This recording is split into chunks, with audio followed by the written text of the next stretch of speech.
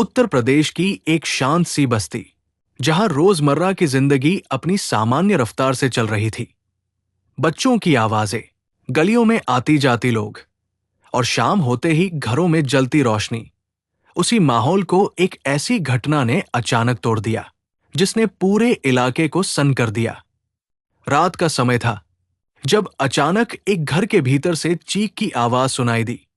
आसपास के लोग पहले तो समझ नहीं पाए कि हुआ क्या है, लेकिन कुछ ही पलों में अफरा तफरी मच गई।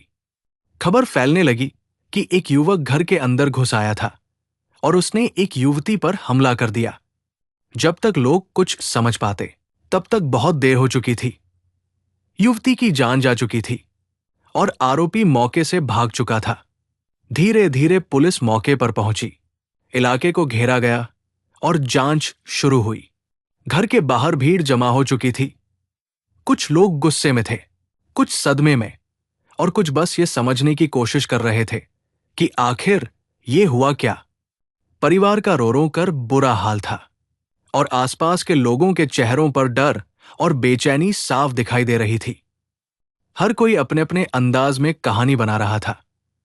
किसी ने कहा कि आरोपी लड़की को पहले से जानता था, किसी ने इसे एकतरफा प्यार का मामला बताया, तो किसी ने इसे सीधे तौर पर सांप्रदायिक रंग दे दिया।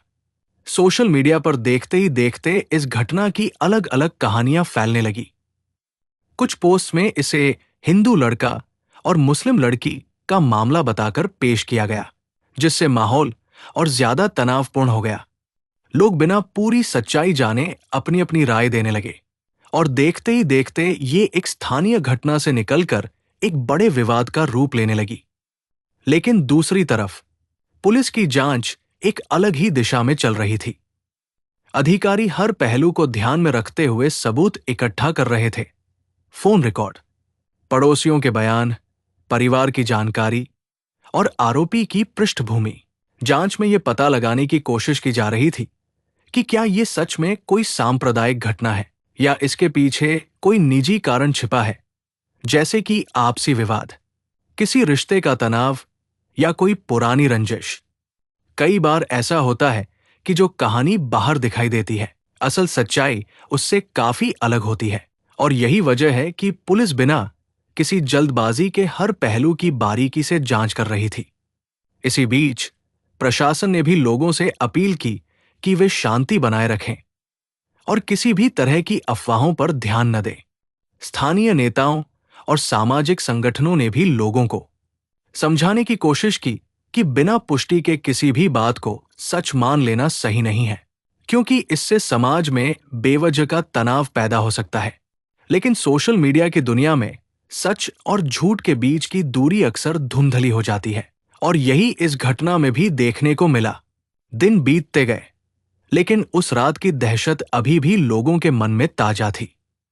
जिस घर में कभी हंसी खुशी का माहौल था, वहां अब सन्नाटा पसरा हुआ था। परिवार अपने नुकसान के दर्द से जूझ रहा था और पूरा इलाका उस घटना के असर से बाहर निकलने की कोशिश कर रहा था। हर कोई यही जानना चाहता था कि आखिर उस रात क्या हुआ था। क्या ये एक सोची समझी साजिश थी, एक भावनात्मक आवेश में लिया गया फैसला, या कुछ और? ये कहानी सिर्फ एक अपराध की नहीं है, बल्कि उस माहौल की भी है जिसमें हम आज जी रहे हैं, जहां एक घटना पल भर में कई अलग अलग रूप ले लेती है और सच्चाई तक पहुंचने का रास्ता और भी मुश्किल हो जाता है। इस घटना ने एक बार फिर ये सवाल खड़ा कर दिया है कि क्या हम सच में हर खबर को समझने से पहले उसे परखते हैं, या फिर हम भी उस भीड़ का हिस्सा बन जाते हैं जो बिना सोचे समझे किसी भी निष्कर्ष पर पहुंच जाती है। अंत में ये मामला अभी जांच के अधीन है और असली सच्चाई सामने आना बाकी है। लेकिन तब तक ये जरूरी है कि हम धैर्य रखें, जिम्मेदारी से काम लें और ऐसी किसी भी जानकारी को फैलाने से बचें जो समाज में नफरत या तनाव को बढ़ावा दे सकती है। क्योंकि एक घटना का असर सिर्फ एक परिवार तक सीमित नहीं रहता, वो पूरे समाज को प्रभावित करता है, और इसलिए हर कदम सोच समझ कर उठाना ही सबसे बड़ी समझदारी है।